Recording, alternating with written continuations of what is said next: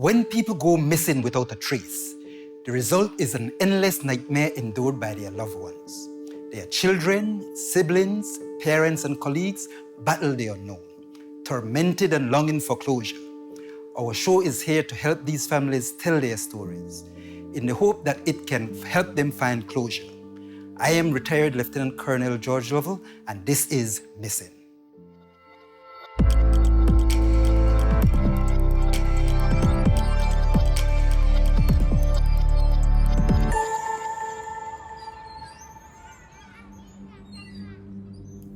Tonight's stories involve men who went missing suddenly, leaving their families confused, helpless, and in turmoil.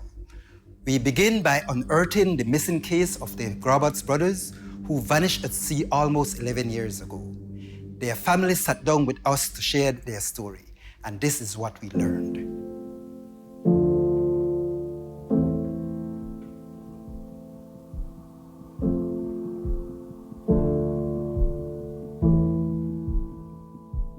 My name is Marcella Garbutt.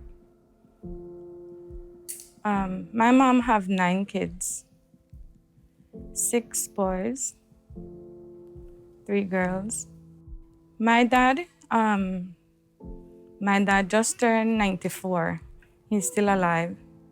Yes, and my dad, one of them old-time fishermen. So I grew up that. I grew up on the waters, fishing, diving, and basically the whole family, my brothers, them, and myself. That's how we grew up, so that's what we stick to. Marcella recounted her closeness to her brothers and also shared what they were doing for a living as adults. Me and my brothers, we were very close, being that Joseph, he was just a little bit older than me, and Erlon, he was younger than me. We grew up very close. My older brother, they, fishing guides. So they, game fish. Both my brothers had, a common law wife. Joseph, he have 4 daughters, and Erlon have 2 sons.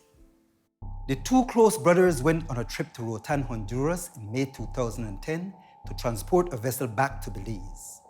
Marcella told us about that trip and when she got the news that something might have happened. My brother went to Roatan. He took my younger brother because he was supposed to get a boat. And my younger brother was supposed to drive back the other boat. Erlon, he was a ranger. He worked as a ranger on Half Moon Key. And he was off for that week, so he went with Joseph on the trip. On May the 9th, 2010, I was at Turnef. I was at Key, because that's where I work. And I got a call from my mother telling me that my brothers, they were supposed to come back from Roatan that day and they didn't come back. And they were worried. And Joseph, he had made trips to Roatan before, but every time he said he was going to come a certain day, he always come that day. So we knew that there was something wrong because they didn't get back. And we started calling some of his friends at Roatan.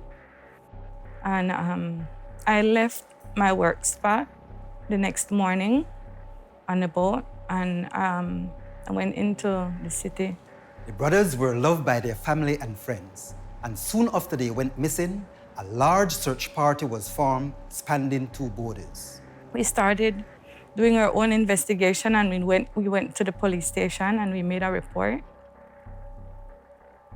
And then my other brothers, myself, some of his friends, everybody put gasoline in their boats because he had a lot of friends that were fishermen too. And we went out and searching. And we got a hold of his friends from Roatan, and we asked them to do the same thing. I went to Roatan, and I did an aerial search in one of the small Cessna. Went up to Belize border. We did all of that. We found nothing in the search, nothing, not the boat, not anything drifting from out of the boat, nothing at all. The family's search turned up nothing. All they were able to conclude was that, indeed, the brothers made it to Roatan and that they left. Marcella responded to suggestions that the brothers' boat may have sunk. They got to Roatan because some of his friends from over Roatan, they informed me that he was there because when they went missing, I went to Roatan. They informed us that they left. They said that the boat had probably was leaking a little bit, but they were sure that they left Roatan to come to Belize. My brothers, they were seasoned fishermen. Joseph, he had done this a number of times, and he knew all of Turnef, all of down south. He knew those areas very well. They had canvas in the boat. They had bags with water, food. They had a box, an ice box. They had a number of things. They had life jacket on board. So he would have done something if some people said that the boat sank, but I don't think so. They would have found him. They would have stayed afloat. He would have made something out of whatever was in that boat. The tightly woven Garbett family have been enduring immense pain daily, remembering their loved ones, and are still trying to accept that they simply vanished. The thing is, our family lost one of my younger brothers in 1999. He was killed at the fish market on Vernon Street. And it was very, very, very hard for us, for the whole family. So when my brothers went missing, it's like we were in a nightmare that I couldn't wake up out of. And the nightmare still can't end. Well, their kids had to, my brothers, their kids had to grow up without their dad. Erlen's two sons, they were still babies.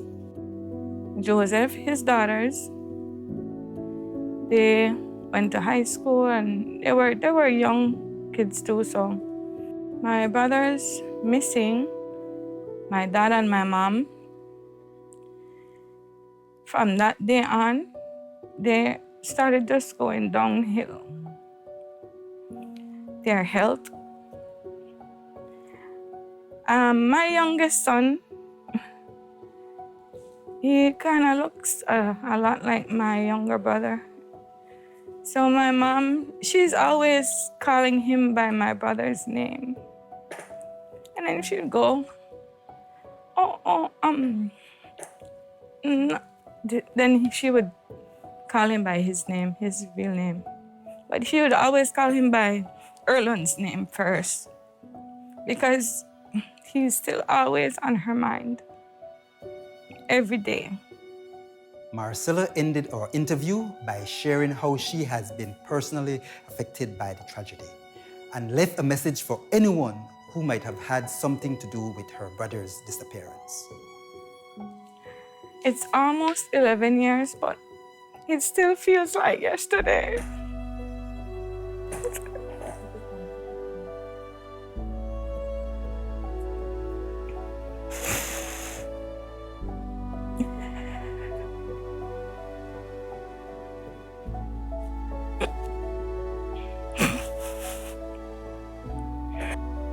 I still miss my brothers a lot. Every day.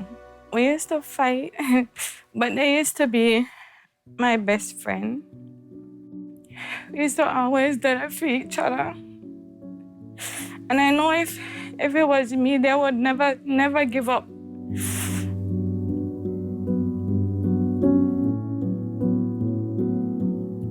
When my brothers went missing, it tore our family apart.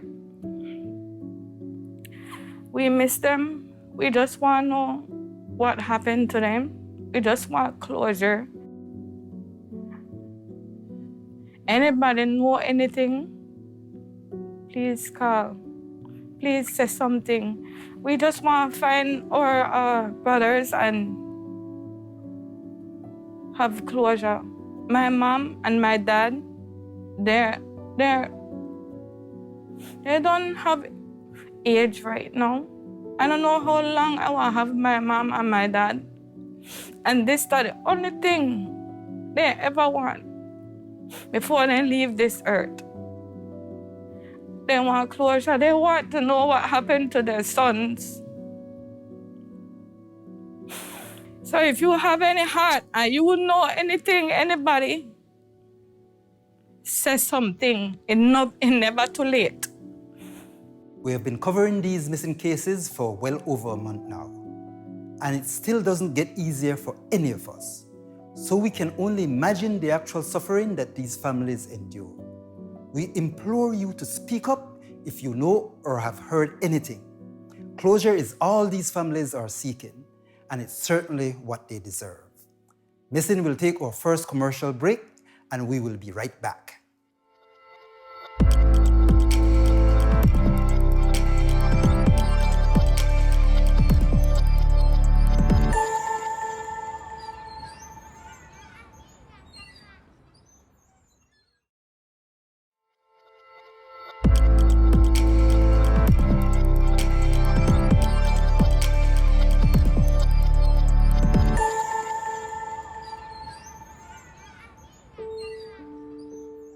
Good night and welcome back to Missing.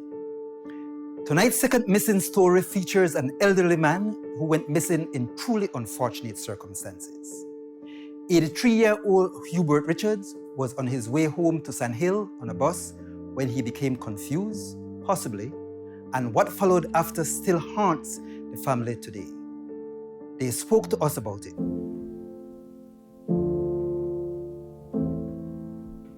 My name is Cherie Richards. I am Hubert's granddaughter.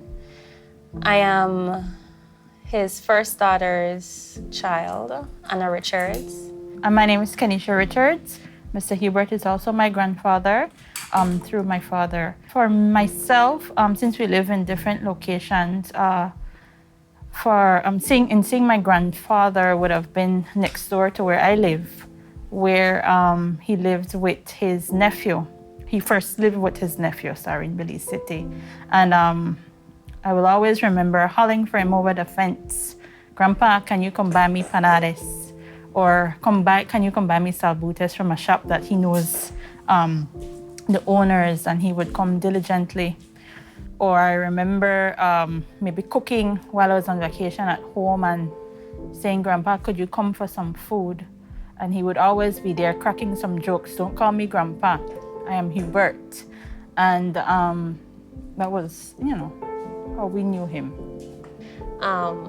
We had a couple times where for his birthday or Father's Day, we would try to come together as a family and either bring him down to the city or go to Sand Hill and just celebrate with him, enjoying the time that we had as a family. Well, for most of his life, he was a painter. I used to work at JL's, and so they have some of his paintings there. But his paintings are unique because he doesn't paint on the outside. So he paints on the inside. And so when you place it on the wall, it lasts longer. And that's a unique part of what he did. It used to last longer. But for the most part of his life, he used to paint. Even up to, you'd say, retiring, he used to paint on our home, the street number and the street name. That's what he used to do every year for us. I remember he did a mailbox for us. He did at least 2 of them for us, where he also painted the house number, and he painted this nice little house. I even recall part of his skill was a little bit of construction. My mom was a teacher at the time, and so she would ask his assistants to help build things for the children. And I remember some baskets that he did. And I have them, I kind of repurposed them and I put them in my bathroom. So there's something of him that, reminds me of his painting. I believe he also did some of the paintings for those checkpoints, the police checkpoints. Hubert, known to his family as Fiddle, was an elderly man with a young spirit, and his family loved interacting with him. His granddaughters recounted the final day he was heard from. On the night of November 16th, our family got a phone call from our uncle, with whom my grandfather lived at the time, stating that he had not arrived at home. And this was about a little after 8, around 9 p.m. At that time, we couldn't do any searching because it was already late and most of the family lives in Belize City. So the following day, he still hadn't arrived home. This was November the 17th. I was told because I had already left for work. He came down to the city and he visited my mom and grandmother. He had breakfast as per normal. He left and he went to his nephew that does barbering. And he got his hair cut. And from there he left. He was seen walking on the Northern Highway, Philip Golson Highway, near Smart, BEL. He got a ride from someone to the Lord's Bank Junction. Driven by anxiety and powered by love, the family set out searching for their elderly grandfather. They uncovered information about a sighting of him near Ladyville and started an aggressive search in the area. My uncle and my cousin with whom he lived made the first report the 17th, which was the day after he went missing, at the Sun Hill Police Station. They were informed that because he didn't go missing from that jurisdiction, that the report needed to be made at the Belama Police Station, since he went missing in the Coral Grove area. I believe this was about 6 or so p.m. I'm not sure how long it took, but the report was made, and thereafter the family regrouped and we went looking for him that night along the Sun Hill Road, Lord's Bank area. At the Lord's Bank Junction, we were able to gather surveillance video from the gas station there, and we saw him walking in the direction towards Sun Hill. We're not sure if he walked the entire length of the way to his home, but that was the direction in which he was going. We were anxious. We were lost, not knowing, because it's not something that he's ever done, he's known to do. So to get the call the Thursday night after 9, and hearing that he didn't arrive home, and knowing that he's not with any of the family members in the city, and the Friday still having hope that, okay, he'll arrive home, and knowing now it's serious. He's not he hasn't gotten in contact with anyone. And after making the report, still no contact. So we knew we had to start the search the Saturday. To just not knowing is the hardest part. Richard's determined family even ventured far north, leading their own search party, trying their best to seek the support of communities that their grandfather may have ventured into. Sadly, it's the same narrative that many families have expressed, that there hasn't been any physical support from the proper authorities. So no, we did not have anyone with us, accompanying us. And at that time, the weather was so it was cold, it was rainy. And so for us, it was this desperate need to get him out of that weather, to get him out of whatever condition he may have fallen into. So it was just the family from then up until now. So we just tried to drive the entire length of the road all the way up, I believe, to Grace Bank, Gardenia area, Passan Hill there, just to see if maybe he was lying at the edge of the road, maybe resting, just to see if there was any semblance of maybe a piece of clothing or something belonging to him that would indicate maybe he ventured off into the wrong entrance or something of that sort. But it was nighttime, so there was not much visibility or much intense searching we could have done. But we at least tried to make a start. Following the weekend searches we did, we continued to search during the week, but the Tuesday night, we received a message from someone at Guinea Grass saying that they saw him coming off the bus and walking into the village. And so we went to the Belama police station. This was, I believe, after 10. And we informed the police. He was trying to call the station, but to no avail, no one was there at the substation. And so we decided that we would go. Take it upon ourselves. It's our family, it's our grandfather. We want to bring him home. And so we went to Guinea Grass. We left about after 3 in.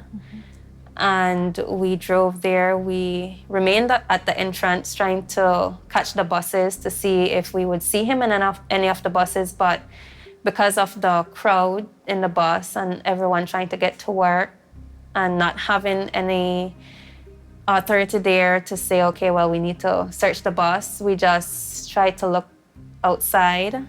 And we did a search in Guinea Grass.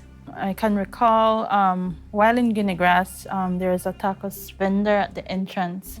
And she mentioned that there was a lady there who said that she confirmed that she saw him standing at the entrance. And so we, Sherry and I, went to the lady's house and we showed her his picture, several pictures of him, and she outrightly said that it was him.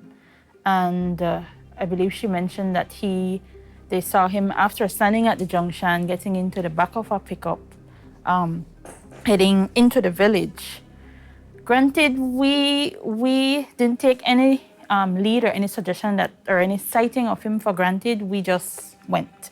So Sherry and myself, we drove all the way through Guinea Grass, stopped at the local stores, put up flyers.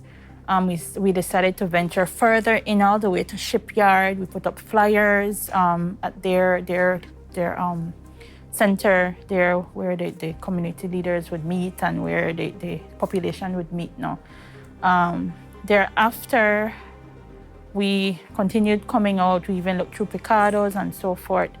And when we were completed that day, that was when the police mobile showed up for Guinea Grass Village. We even went by the local market in Orange Walk to pass out flyers in the village buses, the more remote areas. And so we were out there as well, handing out flyers, putting up flyers in the buses. And the bus operators were very much helpful in that regard. So we really hit the pavement in Orange Walk. Like Cherie mentioned, we went to Corozal, we put up fires at the terminal. We went to the hospitals as well. We drove through, on other occasions, through Blue Creek, which is another Mennonite community. I think we toured the entire northern part of the country just looking for our grandfather. We didn't venture south because it was a less likely area he would have traveled. No. After several months of searches and investigations, the family received some information that were equally exciting as they were terrifying. Police today spoke about the human remains found on Thursday near Los Lagos in the Belize district. The family of 82-year-old Hubert Richards, who went missing in November of 2017, fears the remains are his. We asked police to comment today. He would be the only person that we believed could be that of his remains. The doctor did some examination on scene, and there was nothing to indicate that there was any trauma at that point. However, the remains were taken to do more examination on it. DNA swab has been taken from family member, and we will see what comes of that. We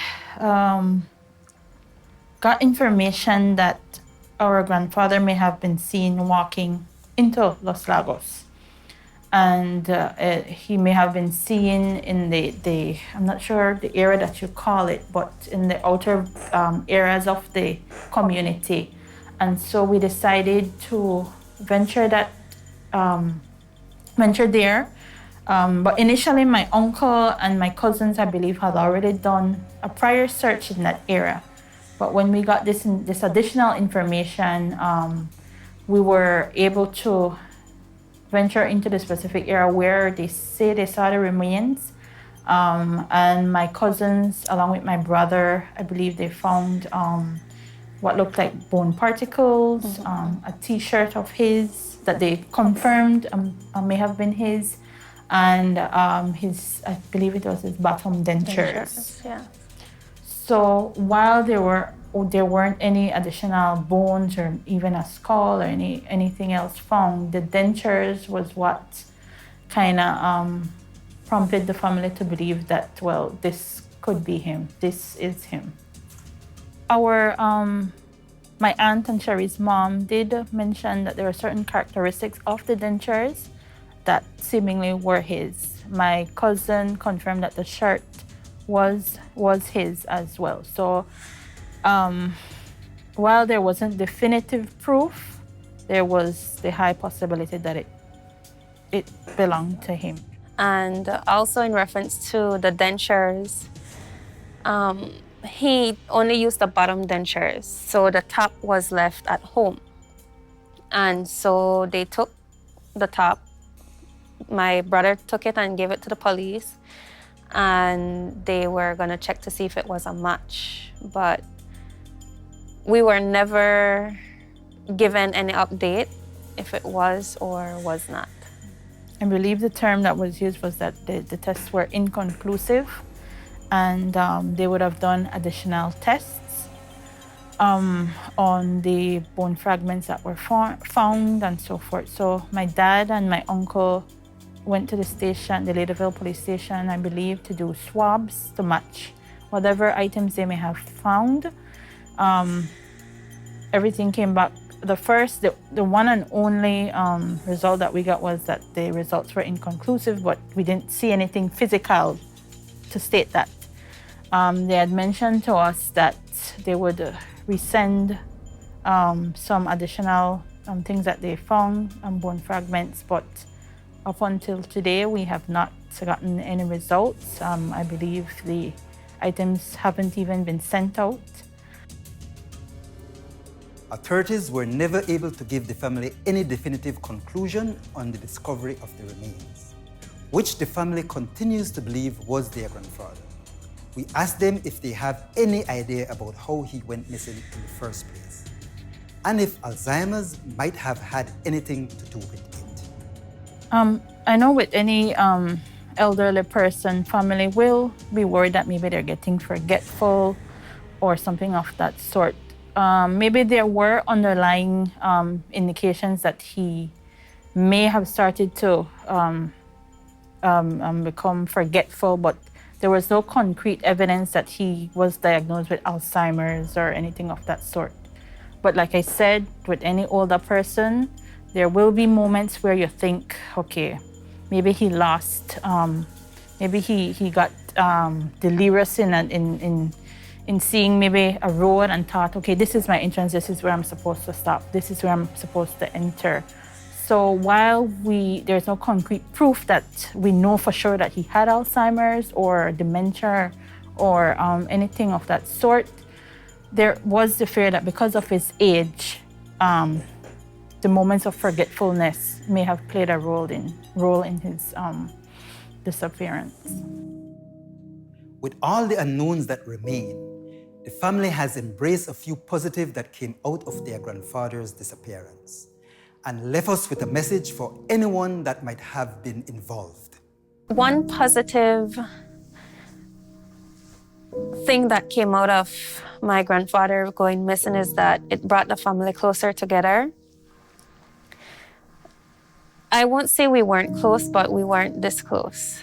And so after every search, we would go to my grandmother's house. Everyone would come together and we would just update everyone on what we found, what the next step would be. And so it brought the family closer together. It has also broken the family, but it brought a bond that we never really had. From my perspective, I believe what was highlighted from this is far beyond my grandfather going missing. It's more of what is lacking in our country, a system that seemingly is non-existent to assist missing persons, a system that if you have something in place specifically to assist families in finding their loved ones who are missing, I personally believe that there would have been more empathy on the parts of the officials. If there was a proper system in place, all these things would have been a bit easier to deal with. I mean, we haven't had anyone follow up with us on the case. No one has given us additional information as to the results of whatever was sent out, if anything was sent out. So the system simply needs to change.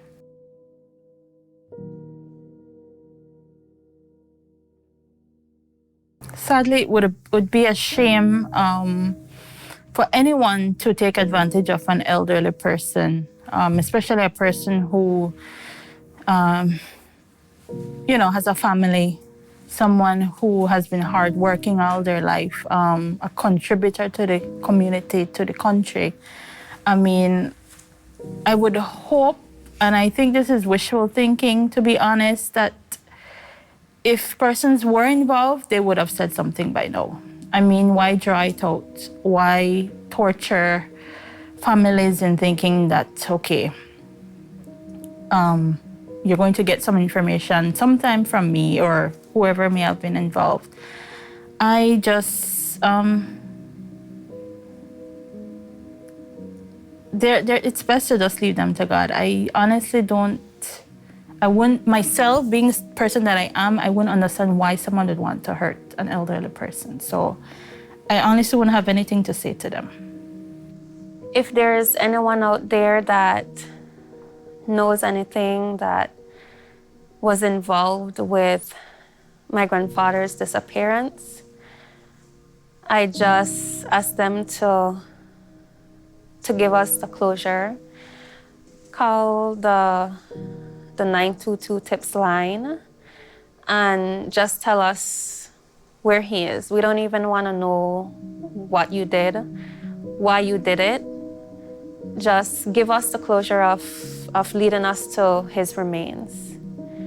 And in reference to vengeance, it's not something that we will do. We'll leave that to the Lord, and you will pay when your time comes. To the public, we ask you to help this family. If you have seen or heard anything, it is still not too late to speak up. This family doesn't want revenge.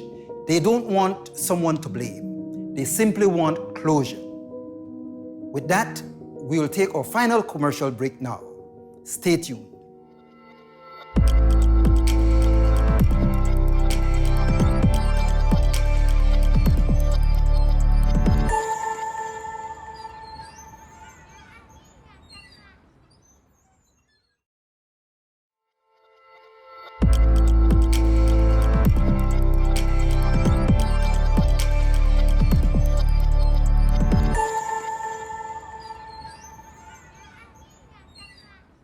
Hello, and thanks for staying tuned in to Missing.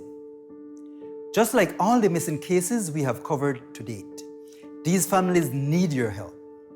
If you have any information that can help authorities crack these missing cases, reach out.